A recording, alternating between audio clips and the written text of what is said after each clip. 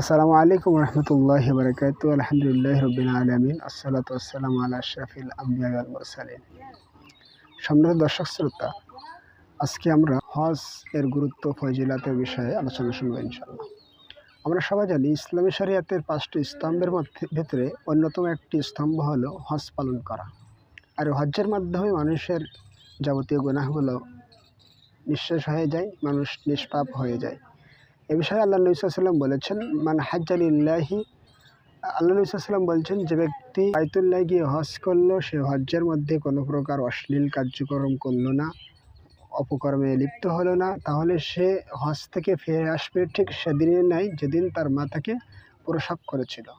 ভিন্ন হাদিসে আল্লাহ নবী সাল্লাল্লাহু আলাইহি ওয়াসাল্লাম বলেছেন যে আল উমরাতু ইলাল উমরাহ, নবী সাল্লাল্লাহু আলাইহি ওয়াসাল্লাম বলছেন যে এক উমরা থেকে অপর আরেকটি উমরার মধ্যে সকল গুনাহ বান্দার ক্ষমা করে দেওয়া হয়। হজ